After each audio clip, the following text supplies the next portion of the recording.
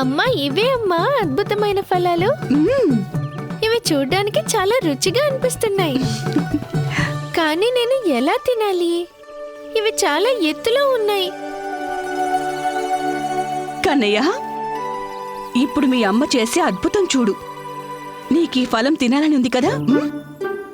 ఇప్పుడు ఈ ఫలాలు స్వయంగా నడిచి నీ దగ్గరికి వచ్చేస్తాయి. చూస్తూ ఉండు.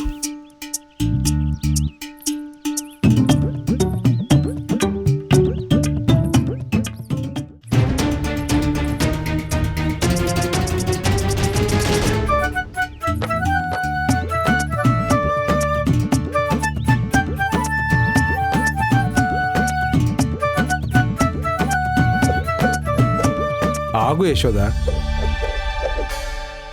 ఎవరికైతే ఫలం తినాలనుందో స్వయంగా వాళ్లే ప్రయత్నించాలి.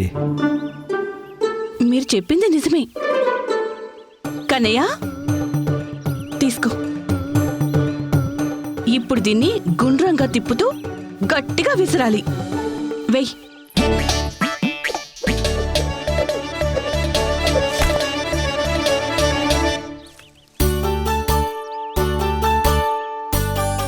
ఏ కార్యమైనా పూర్తిగా సిద్ధపడి చేయాలి. అప్పుడేగా నీకు ఫలం లభించేది. అర్థమైందమ్మా. ఇదిగో తీసుకో.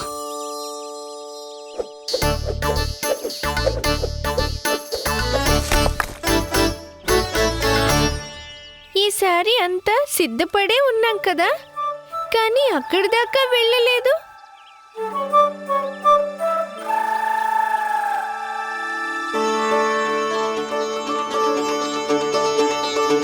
కన్నయ్య, సిద్ధపడ్డంతో పాటు ధ్యాస కేంద్రీకృతం చేయాలి.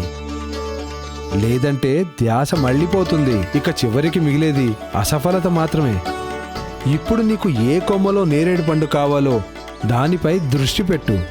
ఇక లక్ష్యాన్ని సాధించడమే.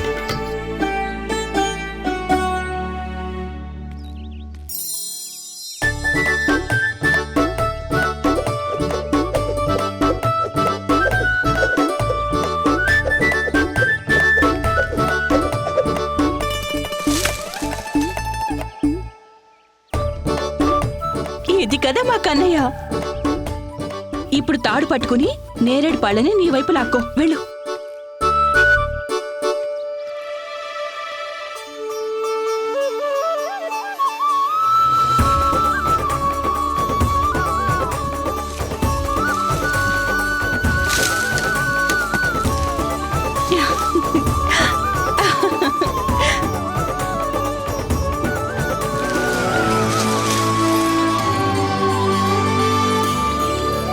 అమ్మా, నాన్న, చూడండి, నేరేడు పళ్ళు దొరికాయి నాకు. ఇదిగో, ముందు మీరిద్దరూ తినండి. వద్దు కన్నయ్య, ముందు నువ్వు తిను. ఇదిగో.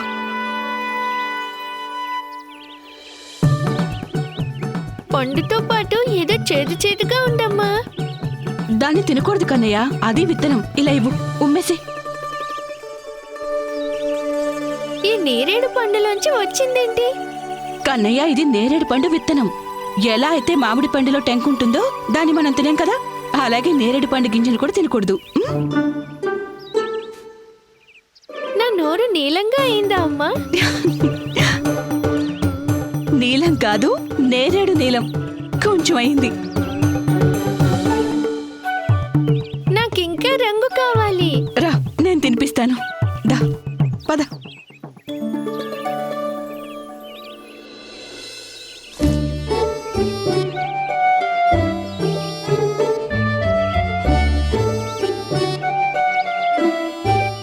ఈ గింజలన్నీ చెట్టు అవుతే ఎంత బాగుంటుంది కదా. అవుతాయి నాన్నా. నిజంగానా? నువ్వు గింజల్ని నాటితే గనుక అవి మొలకెత్తుతాయి.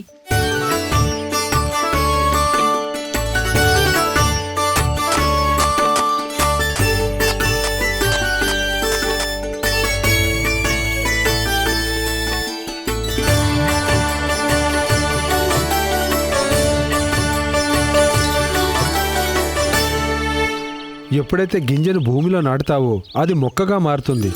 ఆ మొక్కకు పూలు పూస్తాయి. అలాగే పుష్పాలతో ఫలాలు కాస్తాయి. కానీ నాన్న, మొక్కకు ఎలా తెలుస్తుంది ఏ మొక్క పెరగాలి అని? ఏ పండు గింజనైతే మనం నాటుతామో అది వృక్షంలా పెరుగుతుంది. అమ్మా, ఒకవేళ ఈ గింజ కడుపులోకి వెళ్తే అమ్మా, కడుపులో కూడా వృక్షం వస్తుందా? ఆ పెరుగుతుంది. ఆ? లేదు కన్నయ్య. అయితే నేను ఇంకొన్ని నేరేడు పళ్ళు తెస్తాను. చూసి యశోద గారు, మీ ఇంటికే వస్తున్నాం మేము. ఈ లక్ష్మణుడు ఇంకా తన భార్య ఊర్మిలను రాజారాణిల ఆశీర్వాదం ఇప్పించాలి కదా. నారాయణ నారాయణ. నారాయణ నారాయణ. అరే చాలు చాలు. నిజంగా నేను చాలా భాగ్యవంతురాలిని. మీరెంత మంచివారు. సరళమైన రాజారాణులు లభించడం, వారికి వనంలో కూర్చొని నేరేడు పళ్ళు తినడానికి ఎలాంటి సంకోచం లేదు. యశోదక్కయ్య అలాంటిది. ఏదైనా చేయగలుగుతుంది, ఇంకా ఎవరితోనైనా ఏదైనా చేయగలుగుతుంది కూడా. నేను అన్నదానికి అర్థం నిజానికి చాలా సాధారణంగా, ఇంకా అమాయకురాలు, చాలా మంచిది.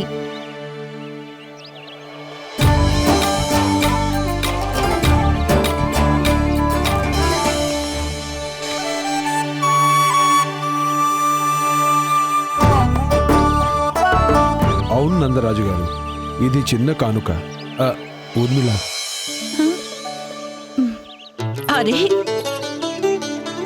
మీ వివాహానికి అనేక అభినందనలు. భగవంతుడైన శ్రీమన్నారాయణుడి ఆశీర్వాదం ఎప్పటికీ ఉంటుంది. అందమైన జంట కదా, దిష్టి తగలకూడదు.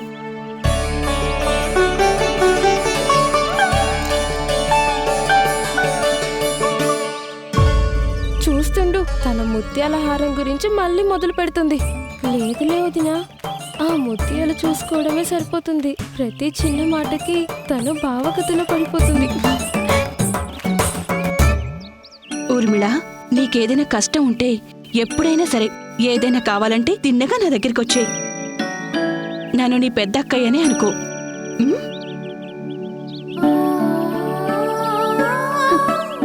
ఎంత భాగ్యశాలిని నేను.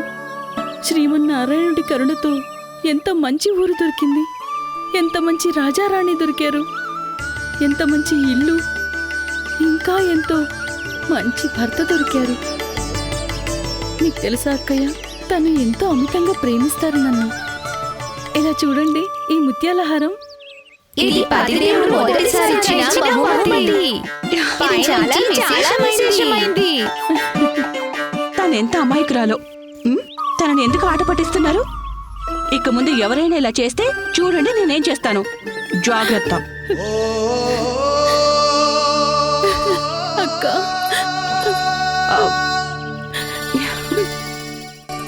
పెళ్ళైనా ఇంకా చిన్న పిల్లే, మాటి మాటికి భావకథలో ఉంటుంది.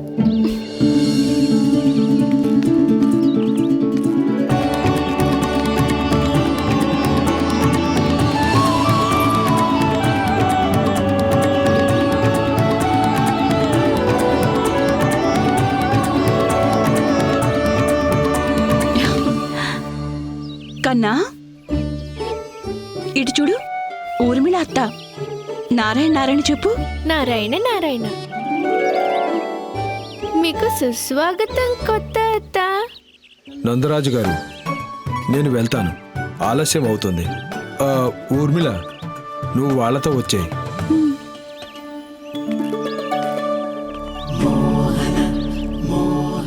ఎందుకలా చూస్తున్నారు మీరు? ఎక్కడి నుంచి వచ్చారు మీరు? ఊర్మిళ, ఊర్మిళ, నిన్నే అడుగుతున్నాడు కన్నయ్య. చెప్పండి అత్త, మీరెక్కడి నుంచి వచ్చారు? అయోధ్య నుంచి వచ్చాను. శ్రీరాముల వారి నగరం నుంచా?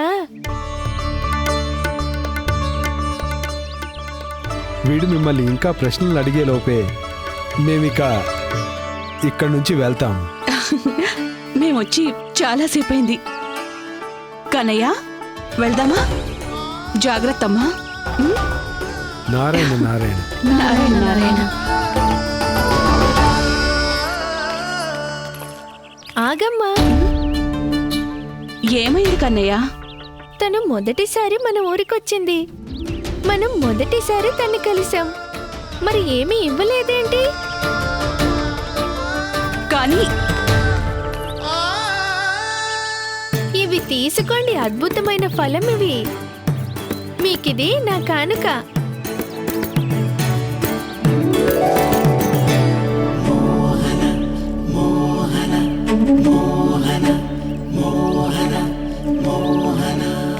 అవును, చూడండి, దీని గింజలు తినకండి.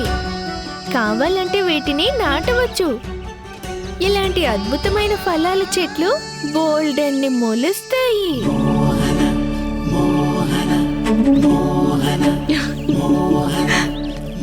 పదమ్మా. పద. చాలా అల్లరివాడు. స్వయంగా తప్పు చేస్తాడు, కానీ దోషం మీ మీద వేసేస్తాడు. ఎంతైనా ప్రయత్నించి చూడండి, పట్టుకోవడం మాత్రం చాలా కష్టం. పైనుంచి వెన్న దొంగ కూడా. వెన్న దొంగ? రా, అంతా చెప్తాం.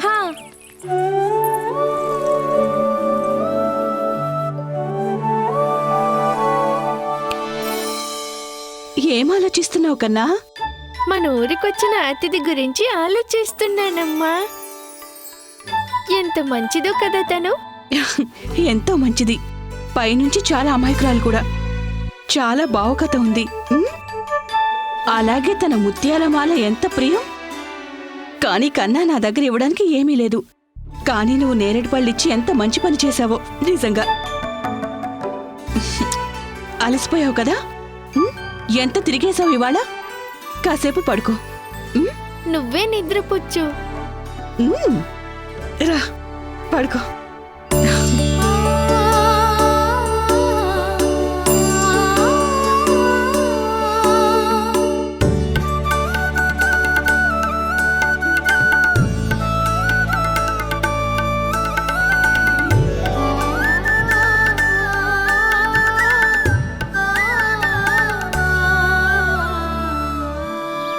అదే చెప్తున్నాము, తన అమాయకపు ముగ్ధు మోహన ముఖం మాయలో పడిపోవద్దు.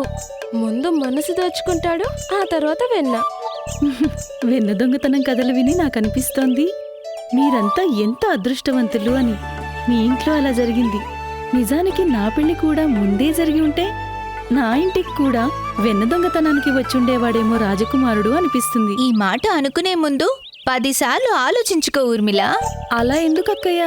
దొంగతనం తర్వాత సాక్ష్యం లేకుండా యశోద వదిన దగ్గరికి వెళ్ళావంటే తను ఒక్క మాట కూడా వినదు.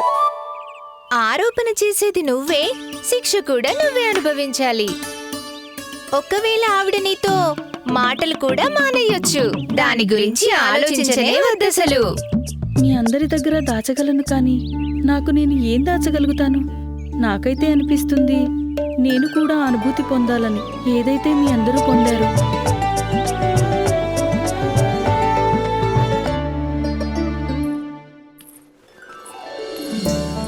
వచ్చేసావా నువ్వు? నేను నీకోసమే ఎదురు చూస్తున్నాను. మీరు ఇవాల్టి నుంచి వెళ్ళడం అవసరమా? పని చెయ్యాలి కదా మరి. కానీ నేను ఒక్కదాన్ని ఇక్కడ ఏం చేస్తాను? ఒక్కదానివి ఎక్కడున్నావు? ఈ మాల ఉంది కదా, దీనిలో ఒక్కొక్క ముత్యం మన ఇద్దరి ప్రేమకు ప్రతిరూపాలు. సరేనా?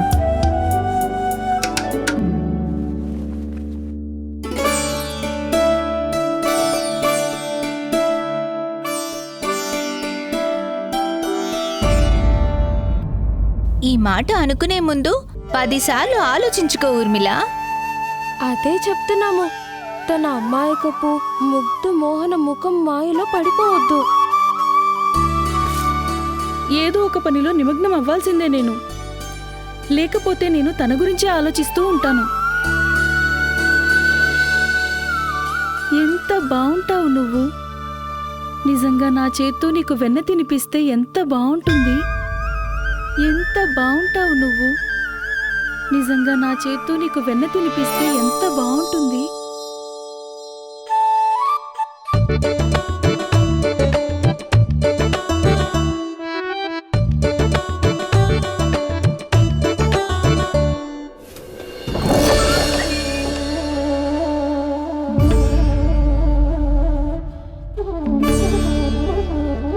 తనిక్కడే ద్వారం ఎదురుగానే కూర్చునుంది. ఏ పనైనా పూర్తిగా సిద్ధపడ్డాకే చేయాలి.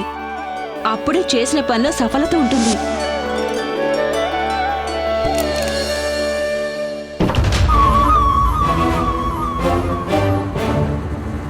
సిద్ధపడ్డంతో పాటు ధ్యాస కేంద్రీకృతం చేయడం ముఖ్యం. లేదంటే ధ్యాస మరలుతుంది, ఇక చేతికి మిగిలేది అసఫలత.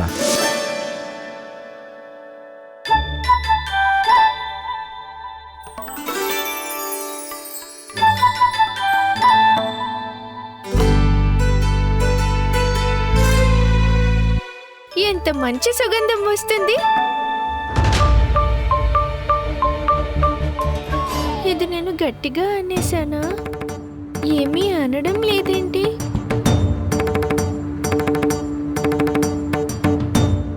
బృందావనానికి రాజకుమారుణ్ణి నేను.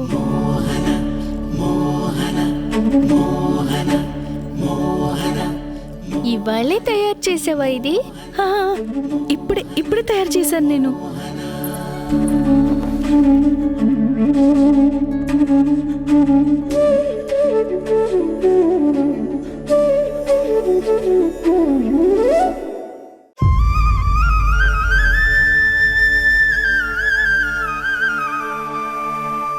నువ్వు స్వప్నం కాదు కదా, నిజంగానే ఇక్కడ ఉన్నావు కదా.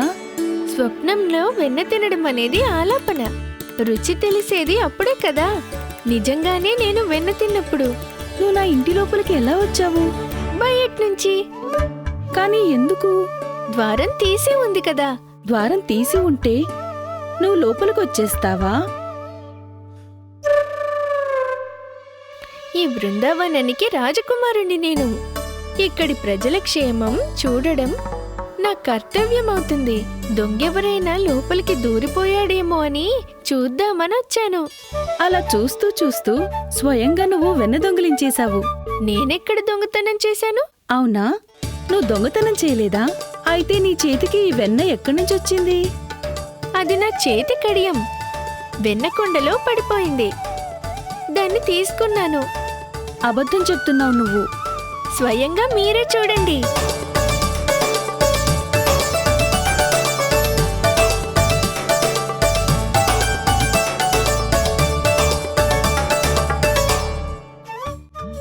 నాకు కూడా ఇలాగే జరిగింది. నాకు కడియం దొరకనే లేదు. కేవలం ఈ వెన్న దొరికింది. అయితే నీ పెదలకు ఈ వెన్న ఎక్కడి నుంచి వచ్చింది? అదా, నా చెయ్యి శుభ్రం చేసుకున్నాను కదా. దానికైతే వస్త్రం అక్కడ పెట్టుంది కదా. అది సరే, ఈ సంగతి చెప్పు. నీ కడియం ఈ కుండలో ఎలా పడింది అసలు? కుండె తీసి పెట్టింది మీరు. ద్వారం తీసుంచింది మీరు. పైనుంచి నన్ను ప్రశ్నిస్తున్నారా? అరెరే, ఏమైంది? మీరెందుకు ఏడుస్తున్నారు? నువ్వే దొంగతనం చేస్తావు, పైనుండి నన్నే తిట్టేస్తావు. పెద్దవాళ్లతో ఎవరైనా ఇలాగేనా మాట్లాడేది?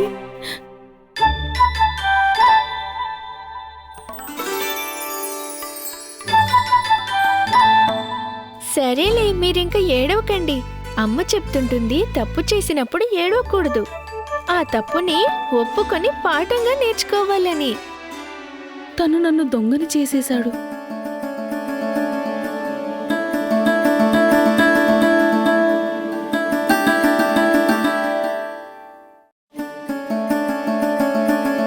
ఆరోపణ చేసేది నువ్వే, శిక్ష కూడా నువ్వే అనుభవించాలి.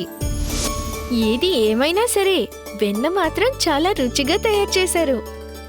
ఆరోపణ చేసేది నువ్వే, శిక్ష కూడా నువ్వే అనుభవించాలి. మీరింత ప్రేమతో చేసినప్పుడు వ్యర్థంగా ఎలా వదిలేయగలుగుతాను? తన తేజం ఎలాంటిదంటే క్షణంలో నిన్ను మాయలో పడేస్తాడు. ఇతన్ని నేను పట్టుకొని తీర్తాను.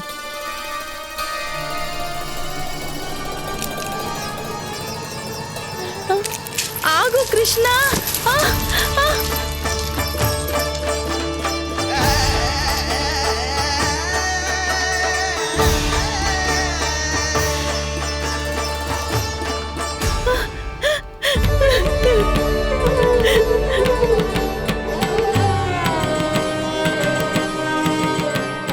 యశోద అక్క, యశోద అక్క. యశోద వదినా, యశోద గారు, యశోద వదినా. ఏం జరిగింది? మీరందరూ ఒకేసారి ఇలా? అవునక్కయ్య, మేమంతా కొలనికి వెళ్తున్నాం. నువ్వు కూడా రావచ్చు కదా. ఏం ఆలోచిస్తున్నారు అక్కయ్య? పదండి. చూడండి, కన్నయ్య లోపల పడుకున్నాడు. నేను వీళ్ళతో కోనేటి వరకు వెళ్ళొస్తాను. కాస్త చూస్తూ ఉండండి. చూసుకుంటాను, కానీ కన్నయ్య లోపల ఉండాలి కదా. లోపల లేడా? లేడు. చెప్పకుండా ఎటు వెళ్ళిపోయాడు? పొరపాటున మళ్ళీ వెన్న దొంగతనానికి వెళ్ళలేరు కదా.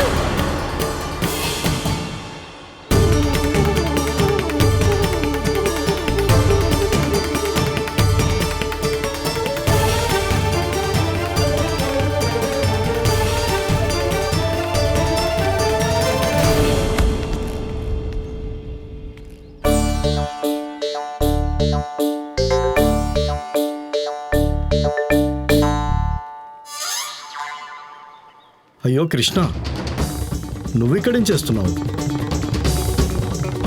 ఆడుకోవడానికి వచ్చావా?